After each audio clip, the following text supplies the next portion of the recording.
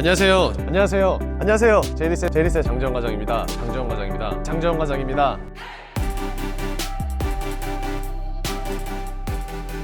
안녕하세요. 제이리스의 장재원 팀장입니다. 자, 오늘도 여러분들한테 굉장히 귀한 차량을 이렇게 가지고 와봤는데요. 오늘 제가 여러분들한테 리뷰할 차량 바로 포르쉐의 까이엔 쿠페 이 하이브리드 모델이 되겠는데요. 본격적인 리뷰에 앞서서 먼저 차량부터 보고 오실게요. 가시죠.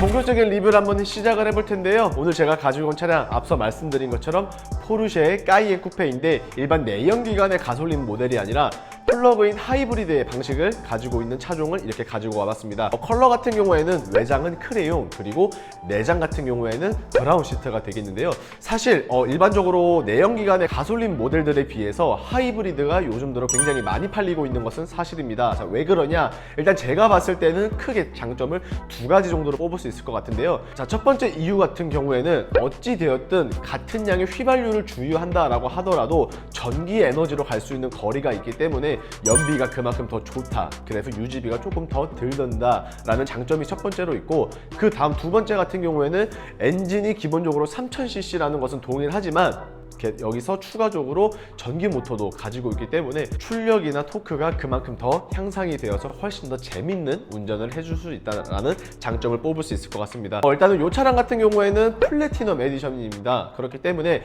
기본 순수 차량가만 따지더라도 약 1억 4,500만 원을 자랑을 하고 있고요. 그리고 여기에서 약 1,700만 원의 옵션이 플러스가 되어서 최종 오늘 제가 가지고 온 차량 같은 경우에는 차량 가격이 1억 6,200만 원 정도 한다라고 안내를 드릴 수 있을 것 같은데, 사실 옛날에는 개개인별로 원하시는 혹은 선호하시는 옵션들을 일일이 다 추가를 했었어야 됐었지만, 최근 들어서는 플래티넘 에디션이라고 해서 우리나라의 제네시스로 따지면 파퓰러 패키지가 있는 것처럼 많은 분들이 선호하시는 옵션들을 패키지 형식으로 묶어놓은 듯한 그런 플래티넘 에디션이 많은 분들께 선택을 받고 있는 것 같은데, 자, 여기서 말하는 플래티넘 에디션에는 과연 어떠한 부분들을 가지고 있냐? 지금 제가 띄워놓은 사진을 통해서 참고를 해주시면 좋을 것 같습니다. 이렇게 플래티넘 에디션에 대해서 알아봤는데요. 그렇다면 과연 포르쉐 까이엔 쿠페, 거기서도 이 하이브리드 모델 어떤 건지 한번 시작을 해보겠습니다. 자, 일단 실질적으로 포르쉐 하면은 정 가운데 있는 방패 같은 이 마크도 당연히 멋있다라고 할 수 있겠지만, 저는 개인적으로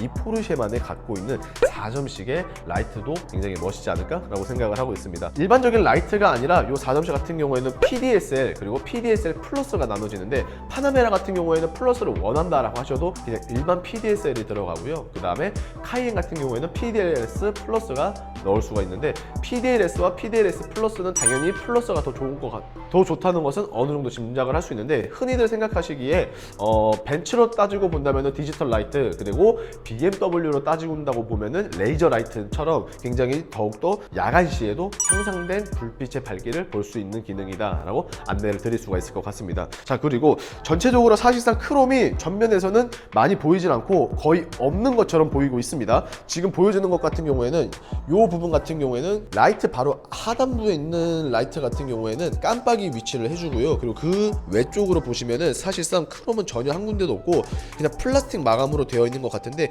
광을 내지 않고 그냥 무광의 플라스틱 재질로 되어 있는 것 같습니다. 그리고 제 개인적으로 마음에 안 드는 부분들이 있다면은, 사실 포르쉐라는 브랜드의 까이엔이 너무나도 멋있는 것은 확실하지만 이 가운데 앞 차간거리와의 센서를 맞춰주는 부분이 너무 노출이 되어 있지 않나. 사실 육안으로도 그렇게 보기 좋은 것은 아니지만, 제가 한 가지 걱정되는 게 있다면은 이 레이더 센서가 아무래도 그렇게 튼튼한 것은 아니기 때문에 혹시라도 문제가 되지 않을까라는 약간의 염려는 있는 것 같은데, 뭐 이렇게 나온 이상은 뭐 어찌할 도리가 없는 것 같은데, 어찌되었든지 간에 전면 같은 경우에는 확실히 대형 SUV이기 때문에 그런 타이틀에 걸맞게 굉장히 거대한 모습을 보여주고 있습니다. 하지만 이 모델 일반 외관형의 SUV가 아니라 쿠페형 측면형이라고 계속 말씀을 드리고 있죠. 그렇다면 과연 측면 어떤지 한번 넘어가 볼게요. 자, 이렇게 측면으로 넘어오게 되었는데요. 일단 휠 같은 경우에는 21인치의 사이즈로 굉장히 큰 사이즈를 보여주고 있습니다. 뭐 물론 여기서 내가 21인치는 너무 좀 작은 것 같다라고 하시는 분들은 뭐 22인치로 이런 식으로 뭐 더 업그레이드 시킬 수 있다는 점 참고를 해주시고요. 그 다음에 스파이더 모양으로 굉장히 멋있는 디자인도 가지고 있지만 제가 더욱더 마음에 드는 포인트가 있다면은 보통의 휠들은 거의 대다수가 유광의 형식으로 나오는 반면 이 모델 같은 경우에는 무광으로 나왔기 때문에 굉장히 세련된 듯한 그런 모습을 보여주고 있고요. 그리고 브레이크 캘리퍼 같은 경우에는 현재 보시는 것처럼 검은색으로 나와 있습니다. 근데 이건 조금 아쉬운 것 같은데 사실 이 하이브리드 뿐만이 아니라 다른 포르쉐 하이브리드 모델은 캘리퍼를 선택을 할 수가 있는데 연두색으로 혹은 뭐 형광색으로 선택을 해줬었으면 조금 더 하이브리드스럽고 더욱더 멋지지 않았을까라는 약간의 아쉬움은 있는 것 같아요. 대신에 펜다 쪽의 이 하이브리드는 지금 보시는 것처럼 브레이크 캘리퍼 색상과 동일하게 검정색으로 되어 있는데 왠지는 모르겠는데 이 크레용 컬러와는 상당히 잘 어울리는 듯한 그런 포스감을 주고 있는 것 같습니다. 자, 그리고 1억 6천만 원대의 비싼 차량 가격을 가지고 있기 때문에 당연히 소프트 도어 클로징을 기본적으로 가지고 있습니다. 그리고 포르쉐라는 브랜드가 뭐 사람마다 느끼는 이미지는 분명히 다를 수는 있겠지만 저는 개인적으로 럭셔리는 조금 거리가 있는 것 같습니다. 약간의 퍼포먼스도 가지고 있으며 세련된 미를 추구하는 게 포르쉐가 아닐까라고 생각을 하는데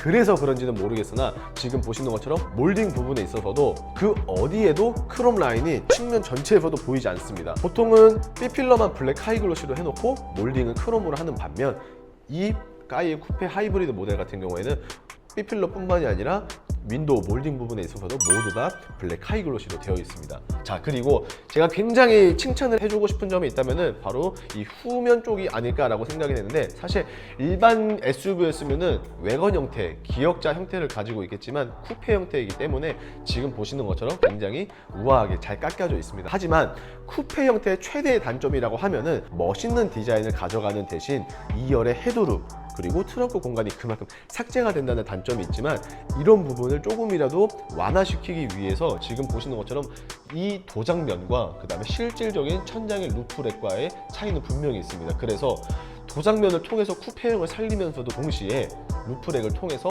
공간에 대해서도 어느 정도 확보를 해놨다라고 칭찬을 해주고 싶고요. 그리고 운전석 뒤쪽에는 지금 보시는 것처럼 충전구가 이런 식으로 달려 있습니다. 그렇기 때문에 충전을 하시는 데는 굉장히 도움이 될 것 같은데 왜 도움이 되냐? 다른 플러그인 하이브리드는 보통의 대다수 자동차들이 앞쪽에 있습니다. 그렇기 때문에 충전을 하실 때 보면은 전방 주차를 해야 되는데 이게 굉장히 많은 오너님들이 불편하다고 하지만 포르쉐 까이엔 같은 경우에는 후방에 있기 때문에 주차를 하실 때에도 후진 주차를 통해서 조금 더 편리하게 주차를 한 뒤에 나가실 수 있지 않을까라고 생각을 하고 있고요. 반대로 주유구 같은 경우에는 조수석 뒤쪽에 전기 충전기의 정반대 위치에 있다는 점 참고를 끝으로 후면으로 한번 넘어가 볼게요. 자, 후면으로 이렇게 넘어오게 되었는데요. 일단 제일 먼저 보이는 게 바로 스포일러가 되겠습니다. 기본적으로 블랙 하이글로시의 스포일러도 달려있기는 하지만 이 스포일러, 더 큰 사이즈의 스포일러 자체도 달려있기 때문에 훨씬 더 멋스러움을 더 증가시키는 것 같습니다. 기본적인 리오 스포일러로 너무 작아서 아쉬웠던 분들은 이렇게 큰 스포일러도 있다는 점들 참고로 부탁드리겠는데요. 이 스포일러 같은 경우에는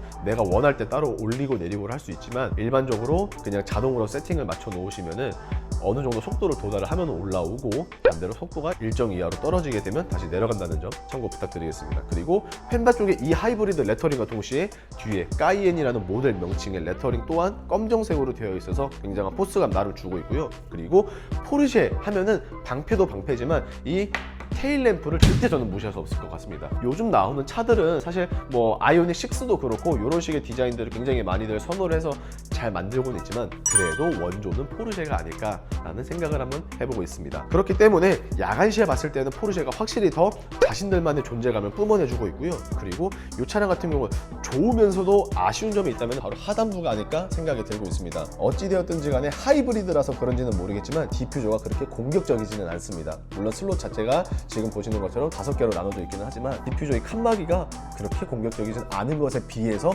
머플러는 또 쿼드 스타일로 되어 있다는 점을 생각을 해보면은 조금 언밸런스하지 않았나?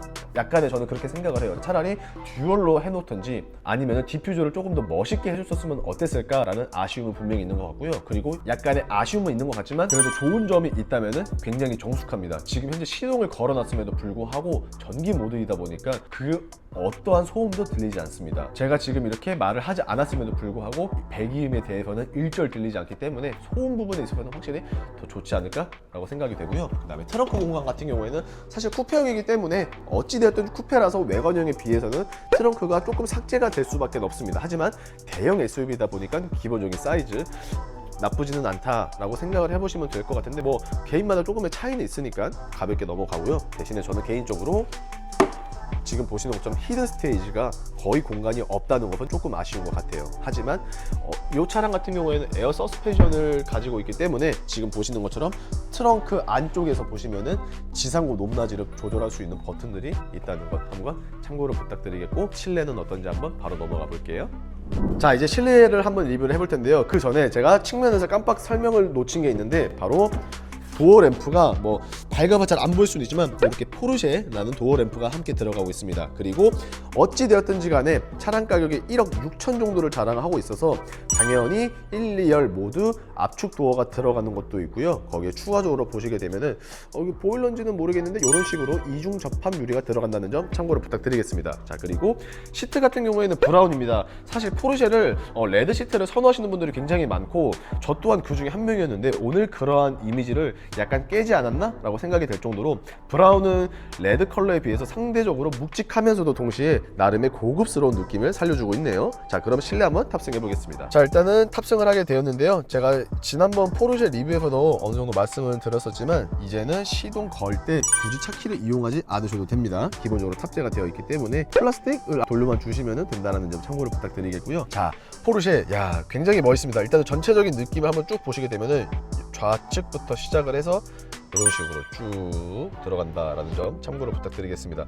뭐 포르쉐에서는 사실 없어서는 안 될, 그러니까 안고 없는 찐빵 당연히 먹을 수가 없잖아요. 크로노 패키지 절대 빼놓을 수 없습니다. 요 가운데 시계, 그리고 요 조그 셔틀 있다는 것, 크로노 패키지 요거 없으면 사실 중고차에서도 매물이 안 나갈 정도로 없어서는 안 될 옵션 중에 하나라고 생각이 되고요. 터치 같은 경우에는 기본적으로 당연히 지원을 해주고 있습니다. 자, 그리고 기본적으로 포르쉐가 아우디 계열사죠. 그렇기 때문에 아우디랑 동일한 점이 있다면은 어찌 되었든지 간에 반자율 주행이다라고 할 수 있는데, 반자율 주행 조작하는 거는 기존의 아우디 차량을 운행해 보신 분이라면 훨씬 더 좋다라는 점 참고로 부탁드리겠고요. 그리고 센터 페시아 사이즈가 굉장히 넓습니다. 그리고 터치도 당연히 지원을 해주는데 터치에 대한 질감이 나쁘지 않습니다. 하지만 아우디랑은 다르게 햅틱 반응이 없고 그냥 터치만 된다는 점 참고로 부탁드리겠습니다. 자, 그리고 트림 같은 경우에는 지금 보시는 것처럼 블랙 하이글로시로 되어 있어서 상당히 깔끔해 보이기는 하지만 이것도 다 한때다. 출고받고 한 달 내지 뭐 2달 사이면은 이제 슬슬 먼지가 끼는 게 보이고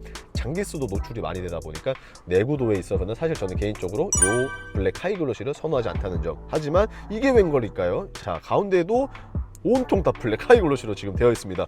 야, 제 입장에서는 굉장히 어질어질한데, 제가 포르쉐를 만약에 산다고 하면은 이 부분을 다 투명 PPF로 붙여야 되지 않을까라고 생각을 하고 있습니다. 그리고 지금 보시는 것처럼 공조기 또한 언더 쪽으로 내려왔는데, 그래서 그런지 버튼들이 조금 더 많아 보일 것 같은 생각은 들지만 그래도 조작이 그렇게 어렵지는 않습니다. 그리고 굉장히 깔끔해 보인다는 장점도 가지고 있고요. 한 가지 조금 아쉬운 부분이 있다면은 그 하단 부분에, 야, 이거 잿더리가 왜 아직도 들어가는지, 그리고 요즘 차량에는 잘 보이지 않는 시거잭, 야, 정말 오랜만에 보네요. 저 어렸을 때 아버지 차에서 이런 걸 많이 봤었는데 요즘 나오는 차들은 잘 안 보이는데 포르쉐는 아직까지 이런 것들을 고집을 하고 있다는 점 참고를 끝으로 실내에서 2열은 어떤지 한번 넘어가 볼게요. 자, 2열인데요. 확실히 1열과 마찬가지로 굉장히 고급스러운 듯한 그런 이미지 보여주고 있습니다. 자, 그리고 제일 마음에 드는 것 중에 또 하나가 2열에서는 바로 이렇게 썬블라인드가 있는데, 썬블라인드가 수동이 아니라 자동으로 된다는 점, 확실히 차값이 비싸서 그런지 이런 좋은 옵션들 한번 보여주고 있고요. 그리고 중앙에서 보시면은 에어컨 공조기 있습니다. 당연히 2존, 3존이 아니라 4존으로 되어 있다는 점 한번 참고를 해주시면 좋을 것 같고요. 그리고 내부에 있어서 포인트는 눈치 차리셨나요 혹시? 뭐 눈치 차리신 분들도 있을 거고 뭐 개인마다 취향이 조금 다른 부분이라고 할 수 있겠지만, 저는 개인적으로 이렇게 시트 벨트가 외장 컬러인 크레용과 동일하게 맞췄다는 점, 야, 너무 이쁘네요. 저는 사실 별건 아니긴 하지만 포인트를 통해서 차량의 드레스업이 굉장히 잘 된다는 점 저는 칭찬을 한번 해주고 싶고요. 썬루프 또한 당연히 파노라마로 굉장히 개방감 있게 설계가 되어 있습니다. 어떠셨나요? 지금까지 포르쉐 까이엔 쿠페의 하이브리드 모델이었고요. 오늘 최종 리뷰 한번 맞춰보겠습니다. 자, 지금까지 포르쉐 까이엔 쿠페 일반 내연기관의 차량이 아니라 플러그인 하이브리드 모델에 대해서 알아봤는데요.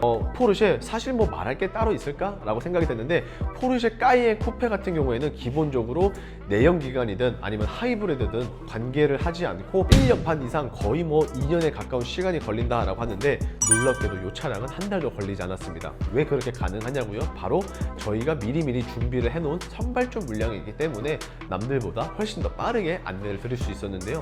물론 기다린다고 하면은 반드시 내 차량을 출고를 하실 수는 있을 겁니다. 지금 당장 시작을 하더라도 내년에 받는 게 아니라 내후년에 받는다는 얘기인데요. 굉장히 길지 않나요? 성격이 급한 제 입장으로서는 도무지 납득할 수가 없는 부분인데 이렇게 납득할 수 없는 부분이 저와 만약에 동일하다라고 하시는 분들은 여러분들 보시는 화면에 있어서 우측 상단에 있는 장 팀장의 연락처로 연락 남겨주시면 보다 더 나은 결과, 보다 좋은 결과 빠르게 안내 드리겠고요. 오늘의 영상 조금이라도 마음에 드셨거나 도움이 되셨다라고 하시면 구독과 좋아요 그리고 알람 설정을 끝으로 오늘 인사드리도록 하겠습니다. 감사합니다.